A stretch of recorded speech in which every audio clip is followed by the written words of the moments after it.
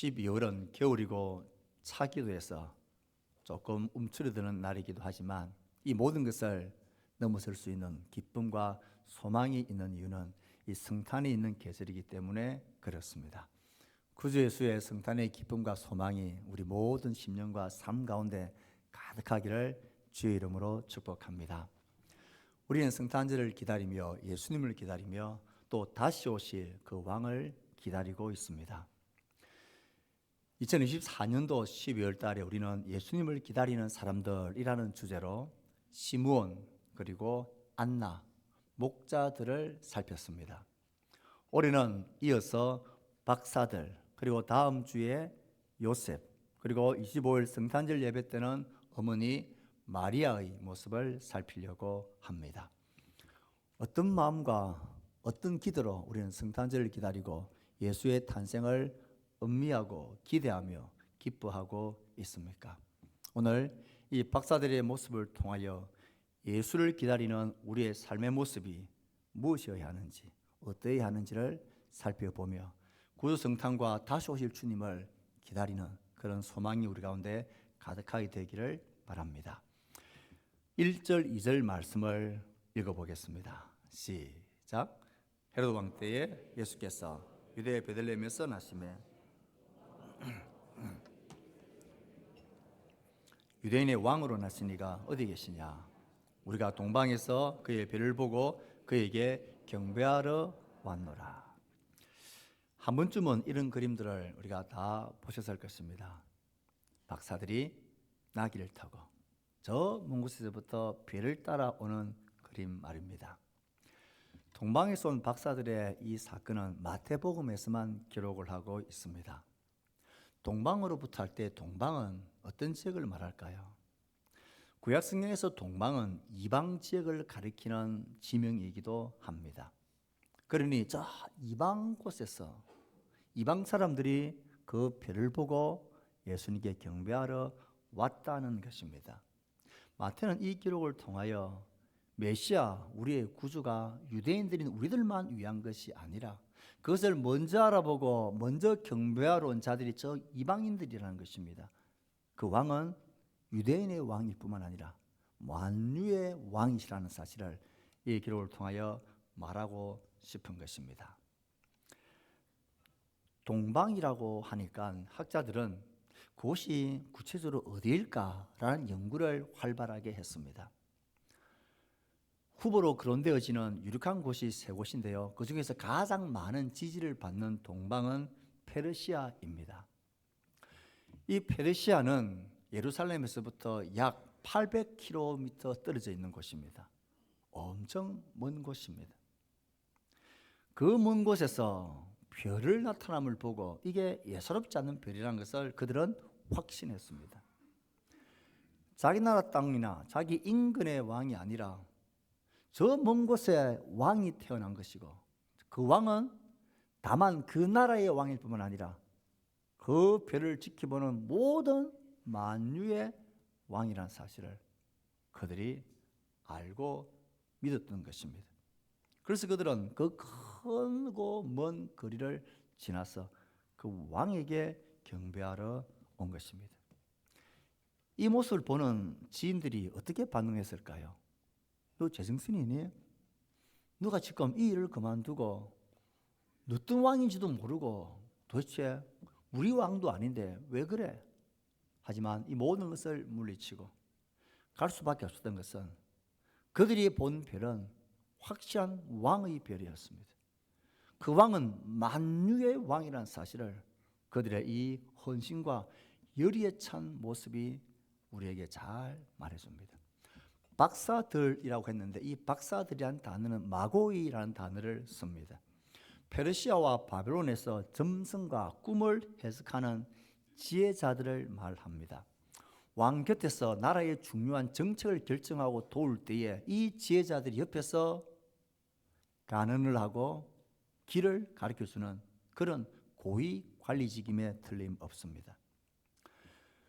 우린 예물이 세 가지였기에 동방박사 세 사람이라는 그런 인식이 확 있습니다.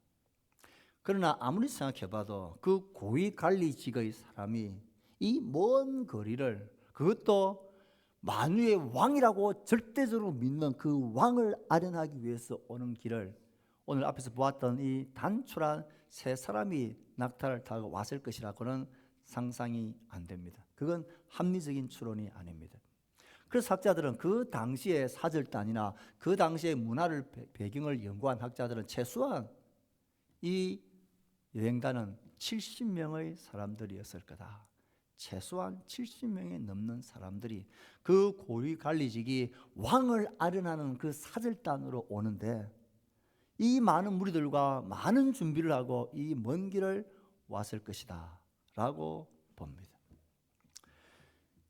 이 박사들의 이 모습들을 통해서 우리에게 주시는 기다림에 대한 모습이 분명합니다. 도대체 그들은 무엇 때문에 이런 준비와 이런 예를 쓰며 지금 그 중요한 자리를 접고 그 왕을 뵈러 여기까지 왔단 말입니까? 그들의 마음속에는 그가 정말 왕이시라면, 그것도 나와 상관 있는 왕으로 그가 나셨다면, 백성들 내가 거리가 멀다고 그 왕의 나심을 알면서 어떻게 이 자리에 머물 수 있겠느냐는 것입니다. 그가 정말 왕이시라면, 나의 왕이시고 우리의 왕이시라면 거리가 문제가 아니고 내가 하는 수고가 문제가 아니고 내가 애쓰고 힘쓰고 포기하는 것이 아무런 문제가 아니라는 것입니다. 정말 그가 왕이시라면, 그것도 나의 왕이시라면 그 왕의 오심을 경배하는 것은 거리의 문제가, 수고의 문제가 결코 될 수 없다는 것입니다. 하나님을 예배하고 예수 그리스도를 믿는 믿음의 생활, 우리의 왕이신 그분이 오셨고 다시 오실 그 재림을 기다리는 이 믿음은 내 상태와 상황과 조건의 좋고 나쁨의 문제가 아닙니다. 그를 믿고 그를 경배하고 그의 백성으로 사는 것은 상황이 좋으면 그의 백성으로 살다가 상황이 힘겹고 지금은 성탄을 내가 기다릴 시간도 없고 기다릴 여유도 없고 내 삶이 이렇게 곤고한데 무슨 왕의 탄생의 소식이 있고 그분이 다시 오신다, 그게 무슨 구름 잡는 소리냐, 이렇게 반응하지 않는다는 것입니다. 왕을 기다리는 마음은 거리의 문제가 아닙니다. 수고의 문제가 아닙니다.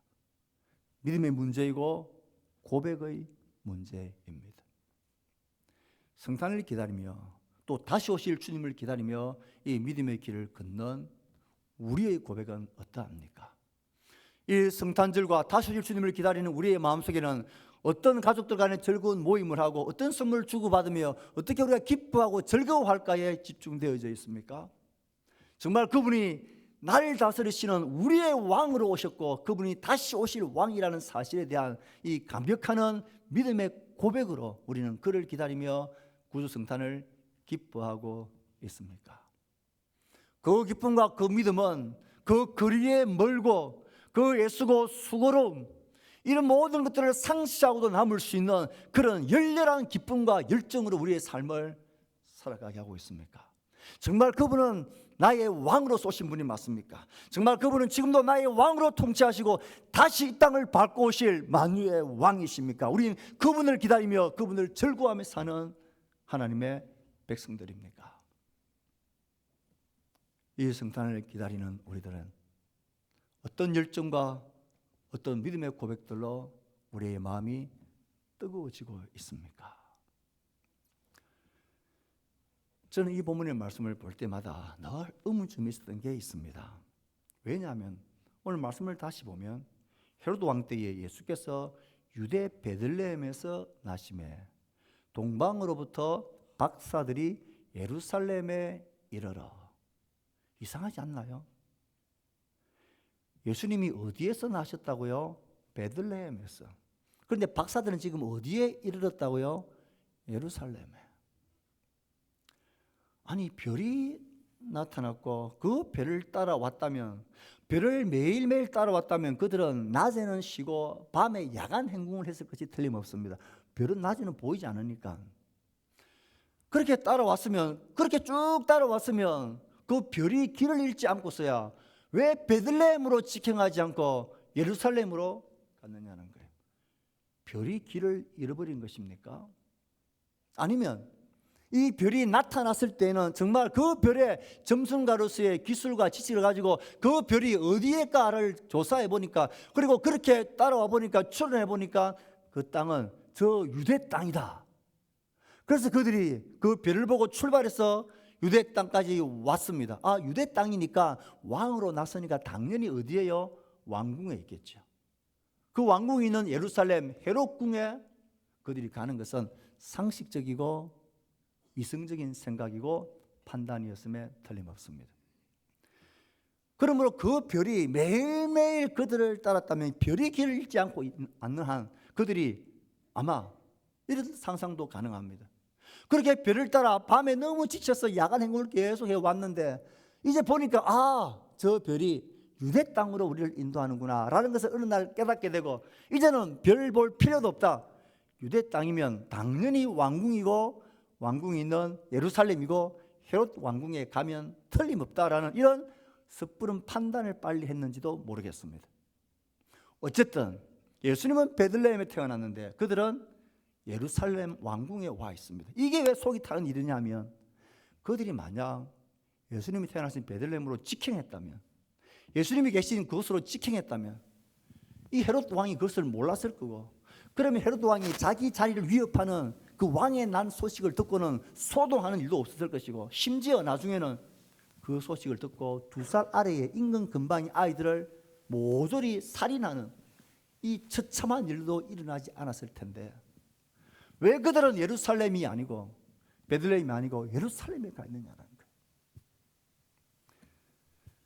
그들의 섣부른 판단과 그들의 이성적인 생각이 앞섰다, 그렇게 추론할 수도 있지만, 그 별이 인도를 잘못했다, 별이 길을 잃었을 일은 또한 없을 것 같습니다.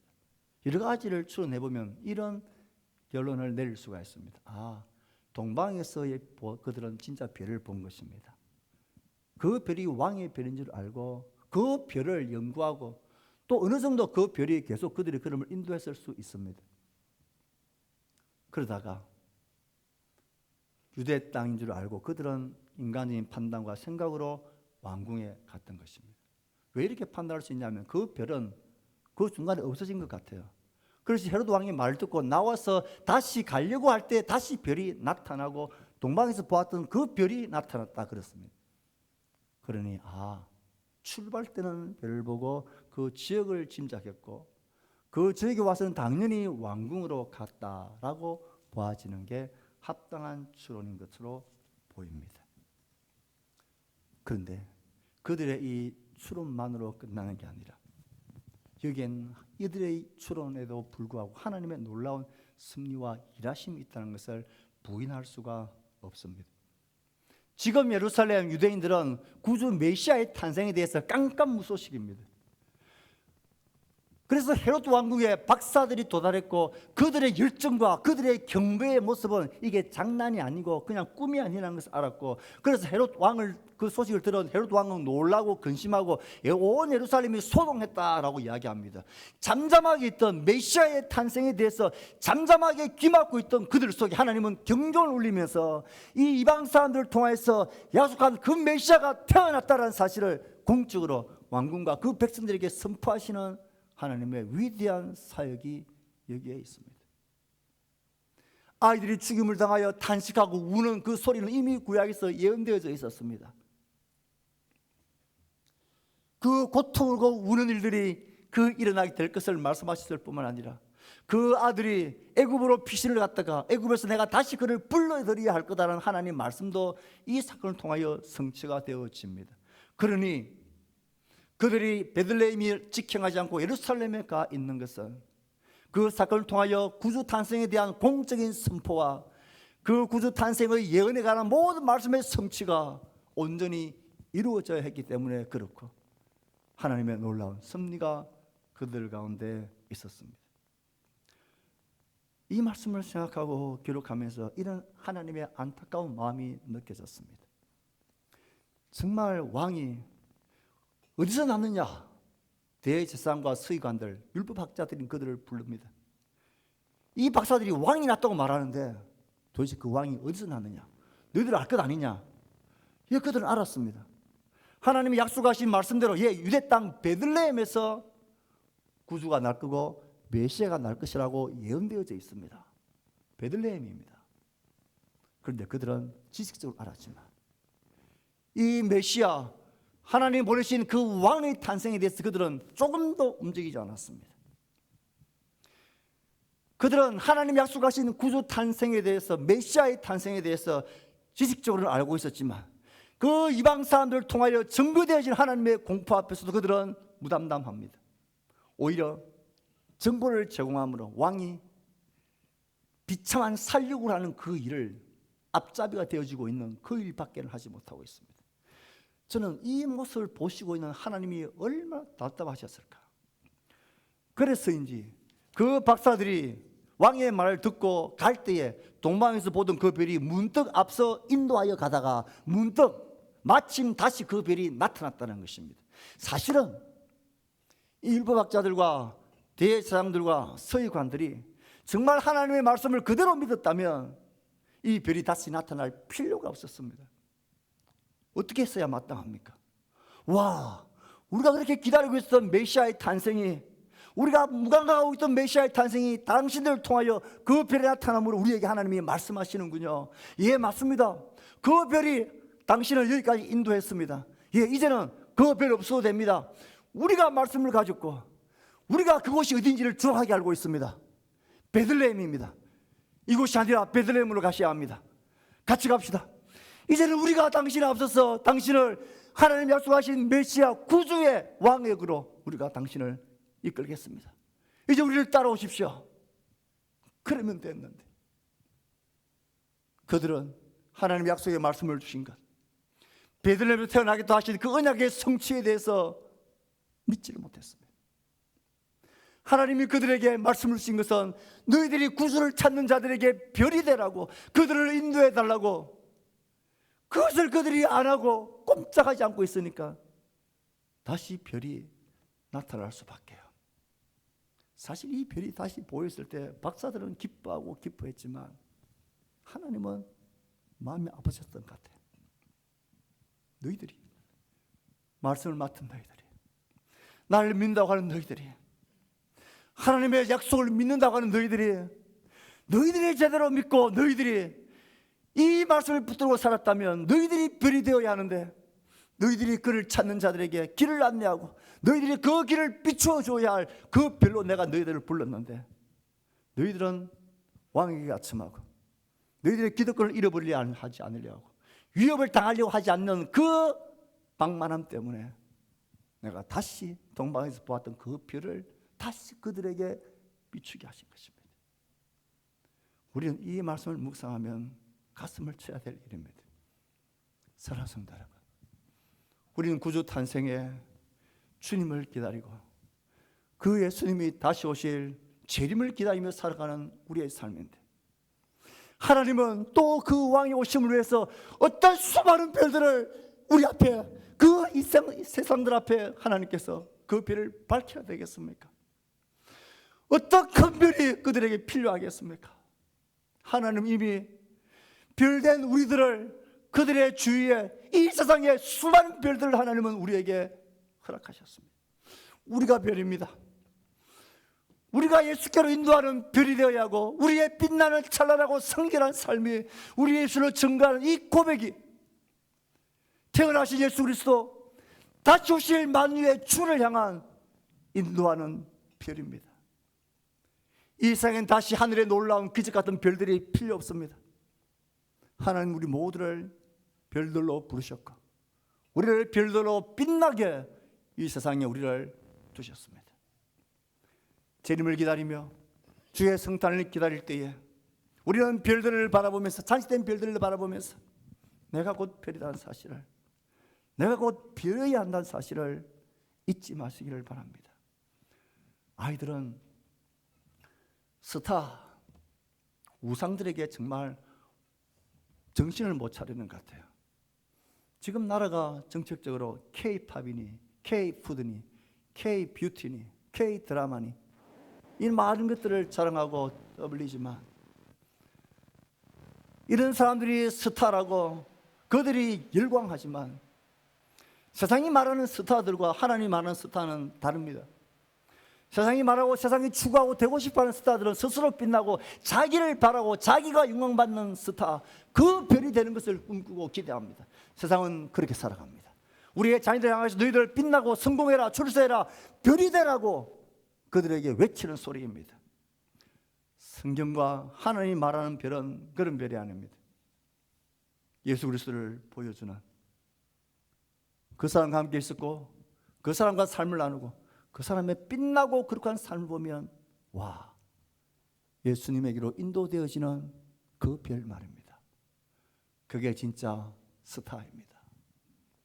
그래서 다니엘서 12장 3절은 우리에게 이렇게 말합니다. 우리 같이 한번 읽어봅시다. 시작. 지혜 있는 자는 궁창의 빛과 같이 빛날 것이요 많은 사람을 옳은 대로 돌아오게 한 자는 별과 같이 영원토록 빛나리라. 별과 같이 영원토록 빛나리라. 영원한 스타로서 빛나는 삶이 우리의 삶이어야 합니다. 이 성탄절을 기다리며 넌 별이니?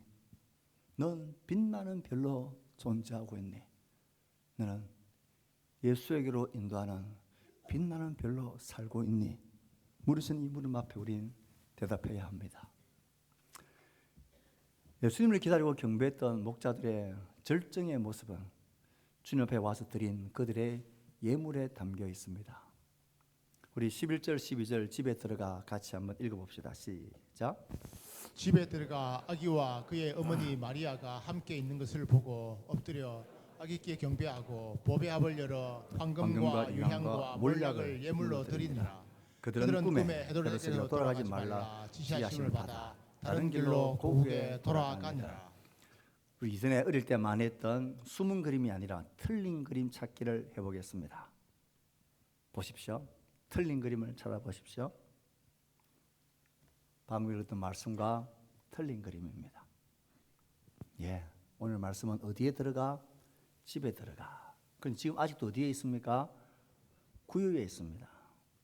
이건 성경적으로 가만히 보면 맞지 않는 것입니다. 예수님이 탄생하고 난 후에 박사들이 올 때까지 구유에 있었던 것은 아닌 것으로 보입니다. 이미 제법 시간이 흘렀고 집에 들어가. 이 집은 구유하고는 상관이 없는 집입니다. 그래서 학자들은 최소 1년 혹은 2년 후에 이 박사들이 도착했을 것이다 봅니다. 그럴 수밖에 없는 게 이 헤롯 왕이 박사들의 이야기를 듣고 어떤 잔혹한 명령을 내렸습니까? 이 베들레헴 근처에 몇 살 아래 아이들을 다 죽이라고요? 2살 아래 아이들을 다 죽이라 했어요. 만약 여전히 예수님이 저 베들레헴 구유에 있었다면 그 왕이 그런 명령도 바뀌었을 거예요. 신생아들, 태어난 지 한 달 미만의 아이들은 다 죽여버리라.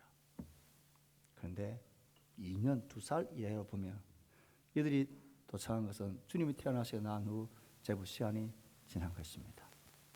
이것보다 더 중요한 것은 이들이 들어와서 드렸던 예물들, 경배하며 드렸던 예물들이 그 왕이 어떤 분인가를 우리에게 너무나 잘 보여주고 있습니다. 첫 번째 그들이 드렸던 것은 황금입니다. 황금은 전통적으로 왕에게 합당한 왕을 경배하는 예물입니다. 이상합니다.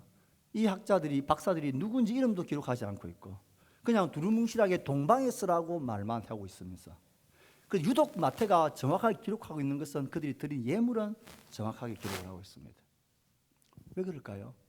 그들이 드린 예물이 예수님의 어떤 분인지에 대한 정확한 고백을 담기 때문에 그렇습니다. 황금은 이 아기 예수님이 그들이 믿었던 대로 왕으로 오신 분이라는 것입니다. 그분은 왕이시라는 것입니다. 그분은 거룩한 왕이시라는 것입니다. 이 유대 땅만 아니라 온 만유를 다스리시는 왕이시고 그의 통치가 우리를 살게 하는 그는 왕이시라는 고백이 이 황금에 들어져 있습니다.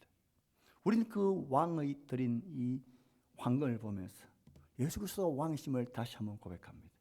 그리고 그 왕으로서 나를 다스려달라고 우리는 고백합니다. 두 번째 그들이 드린 예물은 유향이라는 예물입니다. 유향은 태우심으로 하나님께 아름다운 향기를 올려드리는 제사에 쓰인 그런 재료입니다. 이것은 불에 태워져서 향기로 드려지는 제물입니다. 그들이 어떻게 이것을 드리는지는 정확한 정보가 없지만 이 예물은 이제 이 왕이 자신을 완전히 불태워서 자기의 백성들을 구원하고 살리기 위한 대속의 죽음을 희생적으로 드릴 것에 대한 예표이자 상징이 유향입니다. 그리고 특별히 구약 제사 제도를 살피면 이 유향은 속죄제, 죄를 속하기 위한 제사에는 사용되지 않았습니다. 그것이 무엇을 말합니까? 이 유향은 죄와 상관없는 재료라는 것입니다. 이 왕이 자신의 몸을 희생제물로 드리며 태워드리는데 자신의 죄를 위한 것이 아니라 죄 없는 무함한 분이 죄인된 자기의 백성들을 살리기 위하여 자신의 몸을 이렇게 불태워 희생으로 드리는 그 고백이 이 유향 속에 있습니다. 고린도후서 5장 21절엔 하나님은 죄를 알지도 못하신 이를 우리를 대신하여 죄로 삼으신 것은 우리로 하여금 그 안에서 하나님의 의가 되려 하심이라. 죄 없었던 그분이 있기 때문에 우리의 죄를 속할 수 있는 능력이 있고, 그분은 자기의 백성을 죄와 상관없는 자로, 죄를 이기며 사는 자로 만드시는 능력이 그의 복음 안에 있는 것입니다. 마지막 드린 예물은 몰약이라는 예물입니다. 이 예물이 가장 특이합니다. 놀라운 예물입니다. 왜냐하면 이 몰약은 그 용도가 크게 두 가지가 있는데요. 첫 번째 용도가 죽은 시체가 썩지 않게 하도록 하는 방부 처리용입니다. 너무 이상하지 않습니까? 이제 막 아이가 태어났는데 그 아이에게 경배하며 선물 드리는데 사람의 몸을 썩지 않게 하는데 사용되어지는 몰약을 예물로 드렸다는 것이 너무 기이하지 않습니까? 우리 집에 이야기하면 이런 거죠. 돌잔치 때 아니면 백일잔치 한데 초대를 받았는데 이 사람이 선물을 가져갔는데 뭘 가져갔냐면 사람이 죽으면 입게 될 수의를 하나 만들어가지고 이제 막 태어난 아이에게 선물로 수의를 떡 주는 거예요. 부모님 여러분이 만약 그 선물 받으면 기분이 어떻겠습니까? 이빨 가라. 당장 한 대 욕을 팍 하고 그 사람 돌려보내겠죠. 어울리지 않는 선물입니다. 그런데 이들이 예수님께 몰약을 드립니다. 예수님이 태어나실 때 받으신 이 몰약은 예수님이 십자가에서 죽으셨을 때 아리마대 사람 요셉에 의해서 약 100파운드, 약 45kg 되는 몰약을 가지고 와서 예수의 장례를 치르는 게 예수님의 마지막입니다. 그분은 태어나실 때도 왕으로서 경배를 받으셨고, 그분은 십자가에 죽으실 때도 유대인이 왕이란 편말 아래 그는 죽어가셨습니다. 그가 어릴 때 받았던 이 몰약은 그의 죽으신 후에 그의 몸에 부어졌습니다. 몰약의 두 번째 주 사용 용도는 마취 효과를 내는 것입니다. 그래서 예수님이 십자가에 못 박히셨을 때 그 병사들이 포도주에 이 몰약을 타서 예수님께 마시라고, 그래서 조금이라도 고통을 좀 감해라고, 조금이라도 마취 효과를 누리라고, 그런데 예수님이 그것을 거절하십니다. 그분은 온 마음과 온 영으로 자신의 몸을 완전히 내어드리며 죽음으로 내어드리는 온전한 마음과 온전한 시복으로 그는 자기의 백성들을 살리시는 왕으로 이 땅에 오신 것입니다.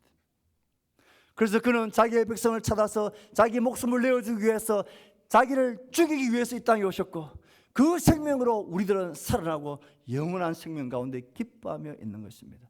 우리의 왕이 우리를 위하여 죽으심을 우리를 살리셨다면 우리의 이 생명은 그 왕을 위해 사는 것이 너무나 당연하지 않습니까? 그게 뭐가 이상합니까? 그게 뭐가 헌신이고 희생입니까? 그 왕이 나를 위하여 목숨을 버려주셨다면, 그래서 얻은 생명이라면 그 왕을 위하여 사는 것이 백성된 우리의 기쁨 아닙니까? 그래서 우리는 매주일마다 우리는 하나님의 선한 백성이 되기를 꿈꿉니다. 이건 우리의 기쁨이고 행복이고 우리의 가치입니다. 이 성탄절을 기다리는 이 거룩한 12월에 주를 향한 이 기다림의 고백이 우리 가운데 새로워지기를 축복합니다. 말씀을 마무리하면서 저는 성경에 기록되어 있지 않는 이 박사들이 드린 네 번째 진짜 중요한 예물을 감히 말씀드리고 싶습니다. 황금과 유향과 몰약보다도 그 예물을 받으시는 왕이 가장 기뻐했던 것은 뭘까요? 황금의 가치, 유향의 의미, 몰약의 용도, 이 모든 것을 마음에 담은 예물을 그 먼 곳에서 모든 열정을 가지고 왕을 향하여 그분에게 가져왔던 그 자신들 아닐까요?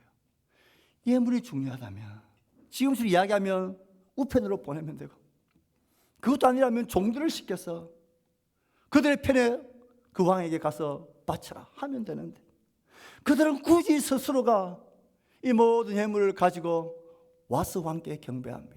그 경배의 가장 최고의 예물은 자기 자신입니다. 왕 앞에 나를 엎드리는 나의 고백입니다. 나의 삶의 좋고 나쁨, 나의 삶의 열매들 좋고 나쁨, 많고 큰 그 액수가 아니고 그 가치가 아니라 그 왕을 나의 왕으로 고백하고 내 삶의 전부가 그의 백성으로 살아가는 나 자신을 드리는, 그분 앞에 경배하는 우리 자신이야말로 하나님께 드릴 최고의 예물입니다. 이 성탄절날 우리는 어떤 마음과 어떤 고백을 가지고 성탄을 기다리며 우리의 왕을 기다리며 그 왕이 다시 오실 것을 기다리며 어떤 별로서 살아가고 있습니까? 동방으로부터 온 박사들은 우리에게 도전합니다. 그 예수는 진짜 너희의 왕이냐? 진짜 너희의 가슴을 뛰게 하는 왕이냐? 진짜 너희의 삶을 복종시키게 하는 그런 왕이냐고 물으십니다. 그리고 너희의 삶은 그 왕을 인도해주고 비춰주는 빛나는 별로서 너희들을 살아가고 있냐? 너희의 삶에 현재의 어려운 문제 때문에 이 삶의 가치를 놓치고 있지 않는지, 너희 별로서 빛나고 있는지를 우리에게 도전합니다. 그 왕 앞에 너는 어떤 예물과 함께 너희 자신을 그분께 예물로 드리는지, 이 예물에 대한 감격과 고백들이 너희에게 있는지를 묻습니다. 사랑하는 성도 여러분, 주의 오심을 기다리는 우리의 삶 가운데 이 박사들의 기도에 관한 교훈이 오늘 다시 우리의 마음을 새롭게 하고 우리의 심령을 다시 뜨겁게 하게 되어지기를 주의 말씀으로 축복합니다. 아멘. 우리 주신 말씀을 생각